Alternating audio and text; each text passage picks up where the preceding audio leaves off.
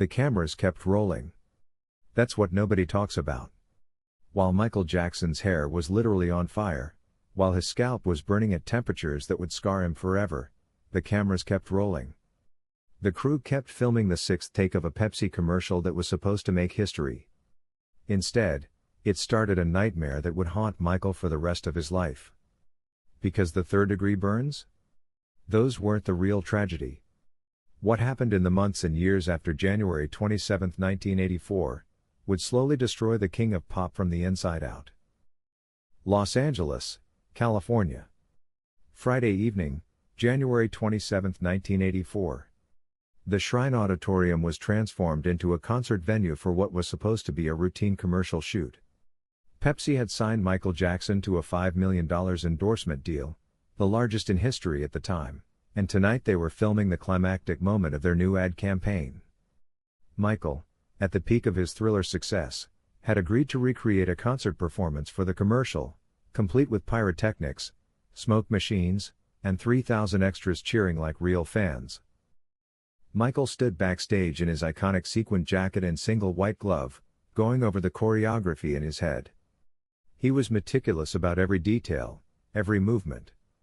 That's who Michael was, a perfectionist who wouldn't settle for anything less than absolute excellence. At 25 years old, he was the biggest star on the planet. Thriller had sold 32 million copies and was still climbing. Billie Jean and Beat It had shattered every record. MTV, which had initially refused to play his videos because he was black, now couldn't function without him. But tonight, something felt off. "Mike, you ready?" asked Bob Giraldi, the director. He was a hotshot commercial director who'd worked with major brands, and landing the Michael Jackson Pepsi campaign was the pinnacle of his career. Michael nodded, but his usual pre-performance confidence was shaky. "The pyrotechnics," he said quietly to his longtime manager Frank DeLeo, who stood nearby. "They're very close to where I'll be standing." "Are we sure they're safe?" Frank waved off his concern. "Pepsi spent a fortune on safety coordinators. You'll be fine, Michael. This is the sixth take. We've done this 5 times already." That was true. They'd already filmed 5 complete takes that evening. Each time, the pyrotechnics had fired correctly, shower sparks that erupted from the stage in perfect synchronization with the music, creating a spectacular visual effect for the commercial. Each previous take had gone smoothly. There was no reason to think the sixth would be any different. Except everything was about to go catastrophically wrong. But Michael didn't know yet that something had changed in this sixth take. The technical crew had made a subtle adjustment to the pyrotechnic timing. They wanted the explosion of sparks to happen a split second earlier, to better align with Michael's choreography. It was a minor change, just 1.5 seconds earlier than the previous takes. The pyrotechnic supervisor signed off on it. Nobody thought to tell Michael. At 6:42 p.m., Michael took his position at the center of the stage. The 3,000 extras in the audience, real fans who'd been thrilled to be part of a Michael Jackson production, began screaming on cue. The music started, that unmistakable Thriller-era beat that had defined an entire generation. Michael began to move, his body flowing with that liquid grace that made him seem almost otherworldly. He descended the stairs at the center of the stage, his movements precise and confident. This was his element. This was where Michael Jackson disappeared and the performance took over. The cameras tracked his every move from 6 different angles. Directors, producers, and Pepsi executives watched on monitors, marveling at how the biggest star in the world made it look so effortless. The choreography called for Michael to reach the bottom of the stairs, do a spin, and strike a pose right as the pyrotechnics exploded behind him. The timing had to be perfect. In the previous 5 takes, it had been flawless. But this was take 6. And the timing had been changed. Michael hit his mark. He spun. He struck the pose, head tilted back, arm extended, the picture of confidence and star power. The pyrotechnics fired. 1.5 seconds early. Michael was still directly in front of them. The magnesium flash bomb exploded with tremendous force, sending a shower of white-hot sparks in all directions. The effect was supposed to happen behind and above Michael, creating a spectacular backdrop. Instead, the sparks hit him directly. His hair, which had been heavily sprayed with aerosol hairspray for the shoot, ignited instantly. Michael's hair was on fire. And he didn't know it. It was at this point that the terrible truth was revealed. For a crucial 5 seconds, nobody realized what was happening. The sparks, the smoke, the theatrical lighting, it all looked like part of the planned effect on the monitors. The pyrotechnics were supposed to be dramatic. This looked dramatic. Michael continued performing. He could feel heat, but in the intensity of the performance, with the stage lights blazing and adrenaline pumping, he didn't immediately register that something was wrong. He took 3 more steps, continuing the choreography, professional to his core. Then the pain hit. It wasn't gradual. It was sudden and overwhelming, like someone had placed a torch directly against his scalp. Michael's hand flew to his head. His fingers touched not hair, but flames. Real flames. His hair was burning. "Michael! Your hair!" Someone screamed from off camera. Michael dropped to the floor, his training from childhood fire safety lessons kicking in even through the panic. Stop, drop, and roll. His brothers from the Jackson 5 days surrounded him. Jermaine, Marlon, and Jackie had been in the commercial too, dressed in matching outfits, part of the choreography. They were the first to reach him. Jermaine ripped off his own jacket and smothered the flames on Michael's head. Marlon was screaming for help. Jackie tried to pull Michael away from the stage. Security guards rushed forward. The 3,000 extras in the audience didn't understand what was happening. Was this part of the show? Some were still cheering. Miko Brando, Michael's close friend and bodyguard, son of Marlon Brando, crashed through the crowd of crew members. "Get a fucking ambulance!" he roared. "Now!" The cameras, sickeningly, kept rolling. Michael was on the floor, both hands pressed against his head, and even in the chaos, even in the agony, he was quiet. He wasn't screaming. He was making small, wounded sounds, high-pitched and helpless, the sounds of someone in shock, someone whose brain couldn't process the level of pain signals it was receiving. Frank DeLeo reached him. "Michael, let me see. Let me see your head." "It hurts," Michael whispered. "Frank, it hurts so bad." When Frank gently moved Michael's hands away from his head, what he saw made him physically ill. The back and crown of Michael's head, an area roughly the size of a palm, was burned. The hair was gone, consumed by fire. The scalp underneath was raw, blistered, already beginning to ooze. Second-degree burns at minimum. In some spots, where the fire had burned longest, the damage went deeper. Third-degree burns, where the nerve endings themselves were destroyed. But what was truly shocking was Michael's subsequent reaction. The ambulance arrived in 4 minutes. Paramedics rushed through the Shrine Auditorium with a gurney. They found Michael sitting up now, still pressing a wet towel, someone had grabbed it from catering, against his head. He was pale, shaking, clearly in shock, but he was trying to stand. "I need to finish the commercial," Michael said, his voice weak but determined. "We need to get the take." "Michael, you're going to the hospital," Frank said firmly. "Right now." "But Pepsi needs." "Michael." This was Jermaine, kneeling beside his little brother, tears streaming down his face. "Your head is burned. Badly. We're going to the hospital." The paramedics loaded him onto the gurney. As they wheeled him through the Shrine Auditorium, Michael did something that would haunt everyone who witnessed it. He waved to the 3,000 extras in the audience. A small wave, weak and pained, but a wave nonetheless.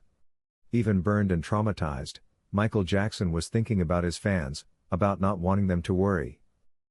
The audience erupted in applause, not understanding the severity of what had happened, thinking maybe this was all part of the production. In the ambulance, Michael's composure finally cracked. "Is my hair gone?" he asked the paramedic working on him, his voice shaking. "Is it all gone?" "Some of it," the paramedic said honestly. But it'll grow back. That was a lie. In the worst of the burned area, where third-degree burns had destroyed the hair follicles completely, it would never grow back. Michael arrived at Cedars-Sinai Medical Center at 7:18 p.m. The emergency room had been alerted that Michael Jackson was coming in with serious burns, and they'd prepared their best team. Dr. Stephen Hoflin, a plastic surgeon who would become one of Michael's most trusted medical confidants over the years, was called in immediately. When Dr. Hoflin examined Michael's head, his expression remained professionally neutral, but inside he was deeply concerned. The burns covered approximately 10% of Michael's scalp. Most were second degree, painful, damaging, but ultimately treatable. But a section about 3 inches in diameter at the crown of his head was worse. Third-degree burns. The deepest layer of skin was damaged. The hair follicles were destroyed. This would require surgery, skin grafts, and a long, painful recovery. "Am I going to be okay?" Michael asked. He was 25 years old, at the absolute peak of his career, and he sounded like a frightened child. "You're going to be okay," Dr. Hoflin assured him. "But Michael, I'm not going to lie to you. This is serious. You're going to need surgery to repair the worst of the damage. And the pain. The pain is going to be severe for a while. You won't believe it, but the most painful part of the whole thing was just beginning." They admitted Michael to the hospital that night.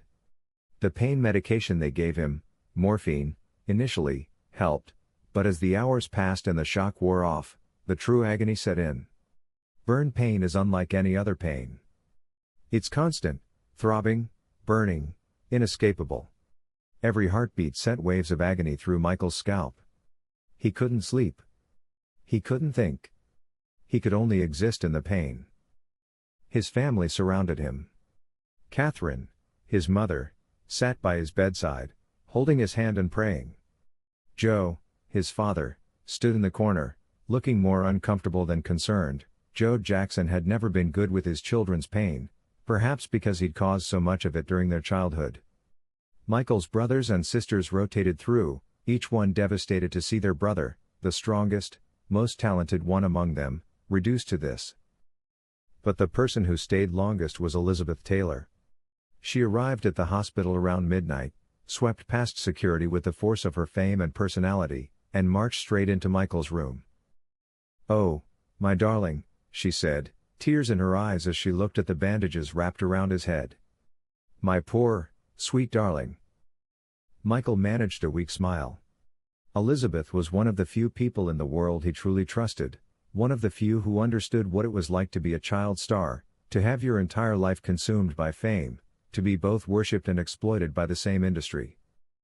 "It hurts, Elizabeth," he whispered. "It hurts so much." "I know, baby. I know."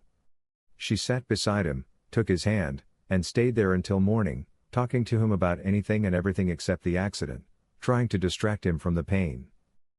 3 days later, Michael had his first surgery.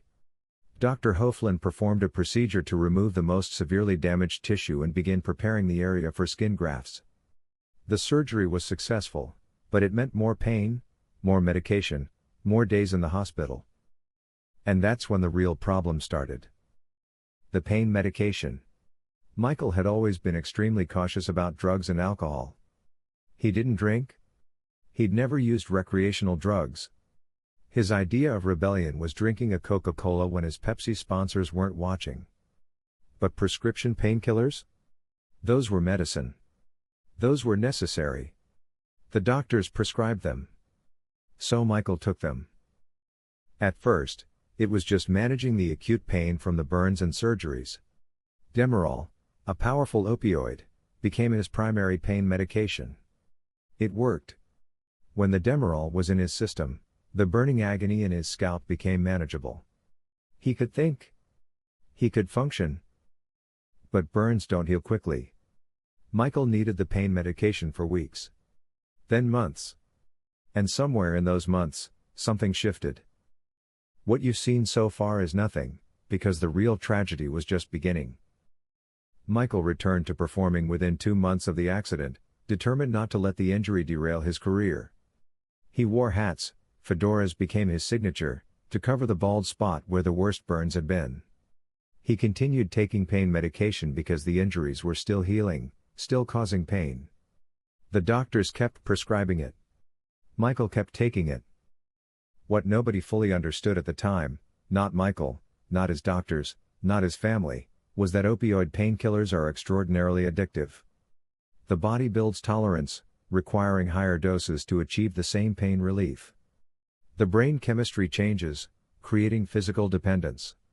And when someone has legitimate pain, when they have a real medical reason to take these medications, the line between necessary treatment and addiction becomes terrifyingly blurry.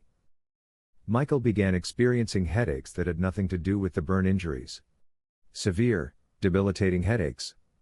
Were they real? Absolutely. Were they partially caused by his body's growing dependence on opioids? Almost certainly. But how could he know the difference? The pain from the burns never fully went away. Dr. Hoflin performed multiple follow-up surgeries over the next several years, attempting to repair the scarred tissue, to create a more natural appearance, to reduce the chronic pain. Each surgery required more pain medication. Each recovery period extended Michael's reliance on these drugs. His behavior began to change, subtly at first.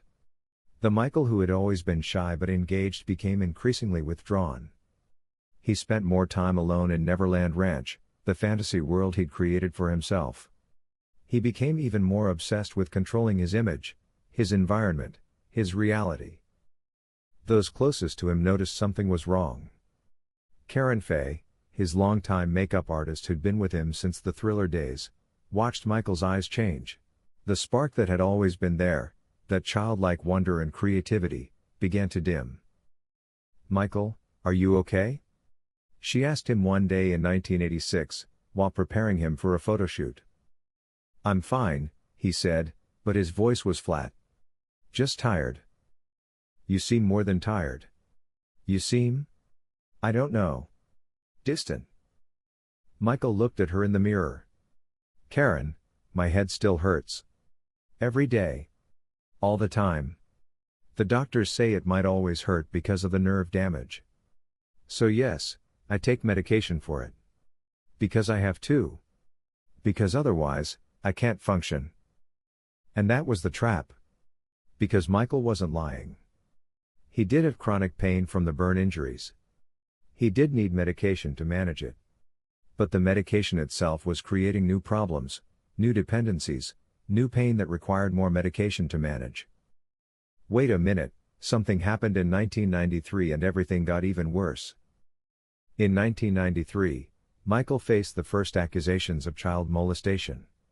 The allegations, which he vehemently denied and which were never proven in criminal court, devastated him psychologically. The stress, the anxiety, the crushing weight of being accused of the most heinous crimes imaginable, sent him spiraling deeper into medication use. He became dependent on not just painkillers, but also sedatives for anxiety and insomnia. Propofol, a powerful anesthetic that would ultimately kill him in 2009, entered his life during this period. Michael couldn't sleep. The allegations, the media circus, the betrayal by people he'd trusted, his mind wouldn't shut off. So doctors gave him stronger and stronger medications to force his brain into unconsciousness.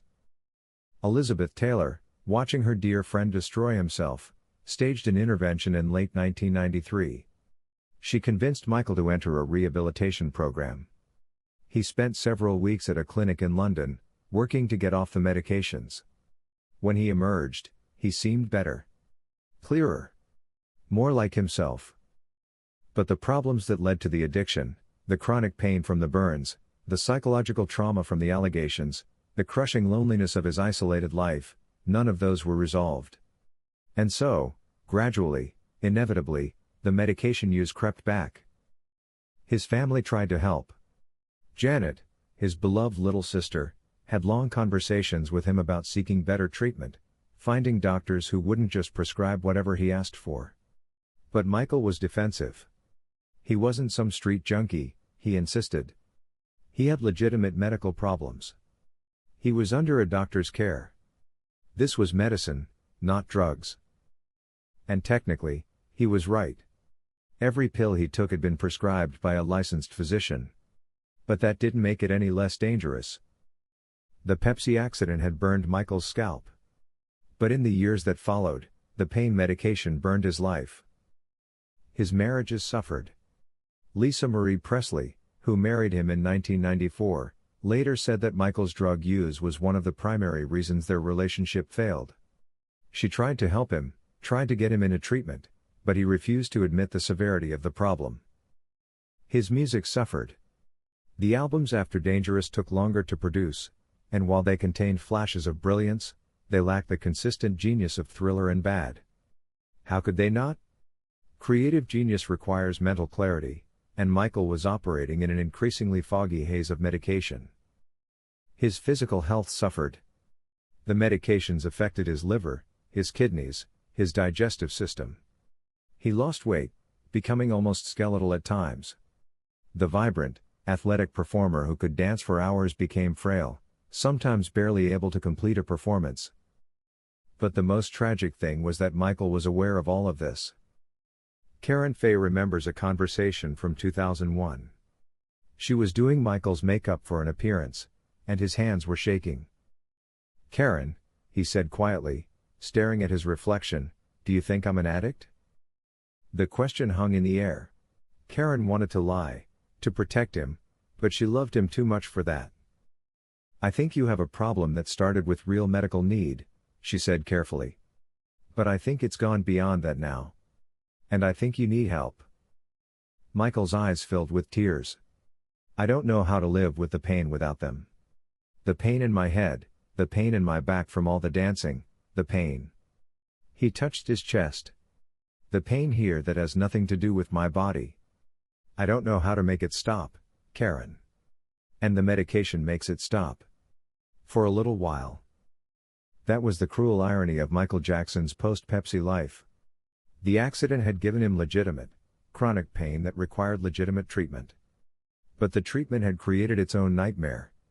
And because the pain was real, because the prescriptions were legal, because he was always under a doctor's supervision, it was easy for everyone, including Michael himself, to deny that this was addiction. The years rolled on. More surgeries for the burn scars. More pain. More medication. The 2005 trial, where he was accused again and ultimately acquitted of all charges, pushed him further into medication dependence. The stress of the trial, of being paraded into court while millions watched, of having every aspect of his life dissected and judged, it was unbearable. The medications were the only thing that made it bearable. By 2009, when Michael was preparing for his This Is It comeback concerts in London, he was taking a dangerous cocktail of medications daily. Propofol to sleep. Painkillers for chronic pain. Sedatives for anxiety. His body was a pharmaceutical factory, his blood chemistry more drug than not. Dr. Conrad Murray, the physician who would be convicted of involuntary manslaughter in Michael's death, was essentially a drug dealer with a medical license. He gave Michael whatever Michael asked for, including nightly propofol infusions, something that should only ever happen in a hospital setting with proper monitoring. On June 25, 2009, Dr. Murray administered propofol to help Michael sleep. But he left the room. He wasn't monitoring his patient. And Michael Jackson stopped breathing. When the paramedics arrived at Michael's rented mansion in Holmby Hills, they found a 50-year-old man who weighed barely 136 pounds, whose body was riddled with the damage of 25 years of prescription drug use, whose organs had been compromised by medication, whose life had been slowly consumed by the very thing that had once helped him manage his pain. Michael Jackson was pronounced dead at Ronald Reagan UCLA Medical Center at 2:26 p.m. The official cause of death was acute propofol intoxication. But the real cause, the root cause, traced back to January 27, 1984, when pyrotechnics fired 1.5 seconds too early and set Michael Jackson's hair on fire. Here's the most important detail that everyone forgot. In the days after the Pepsi accident, Michael Jackson did something that almost nobody remembers. He declined to sue Pepsi for the incident. He could have. The pyrotechnics malfunction was clearly the company's responsibility. He could have sought tens of millions in damages. Instead, He asked Pepsi to donate $1.5 million to the Brotman Memorial Hospital Burn Center, where many of his subsequent treatments occurred. "I don't want money from this," Michael told his lawyer. "I want something good to come from it." That was Michael Jackson. Even burned and traumatized, even at the beginning of what would become a 25-year struggle with pain and medication, he thought about others first. He thought about burn victims who didn't have his resources, who couldn't afford treatment. He turned his tragedy into something that helped people. But he couldn't save himself. The Brotman Memorial Hospital Burn Center, renamed the Michael Jackson Burn Center thanks to his donation, has treated thousands of burn victims over the past 4 decades. It's equipped with state-of-the-art technology for burn treatment, technology that didn't exist in 1984, technology purchased with Michael's settlement money. Those burn victims, children who touched hot stoves, workers injured in industrial accidents, firefighters hurt in the line of duty, they got better care because of Michael Jackson's generosity. Because even in his pain, Michael thought about other people's pain. But there was no burn center for the invisible wounds. No treatment facility for the kind of pain that lives in your brain, in your memories, in the trauma that rewires your neural pathways. That kind of pain, Michael was left to face alone, armed only with prescription bottles and doctors who were too starstruck or too greedy to say no to him. The cameras kept rolling on January 27, 1984. They captured the moment Michael Jackson's hair caught fire. They captured the panic, the chaos, the beginning of the end. But they didn't capture the next 25 years. They didn't capture the slow dissolution of the world's biggest star, the gradual transformation from the king of pop into a ghost haunted by pain and dependence. What started as a preventable accident became a tragedy in slow motion. 3 seconds of pyrotechnic malfunction, 25 years of consequences. Michael Jackson survived the fire. But he never escaped the burns. The next time you see footage of Michael performing in the late 90s or 2000s, watch closely. Watch how he moves differently, a little slower, a little less fluid. Watch how his eyes look different, a little more distant, a little less present. Watch how someone who was once so vibrantly alive seems to be performing from behind a veil. That's the Michael Jackson the Pepsi fire created. Not the burns on his scalp, those healed, more or less. The burns on his soul. Those never healed. And on June 25, 2009, they finally consumed him completely. The lesson? Pain is not just physical. Trauma is not just about the moment of injury. And sometimes the treatment becomes worse than the disease. Michael Jackson taught us how to dance, how to dream, how to believe in magic. In the end, he taught us one more lesson, that even the strongest among us can be broken by pain we can't see, by struggles we don't understand, by a nightmare that started with 3 seconds of fire and never ended.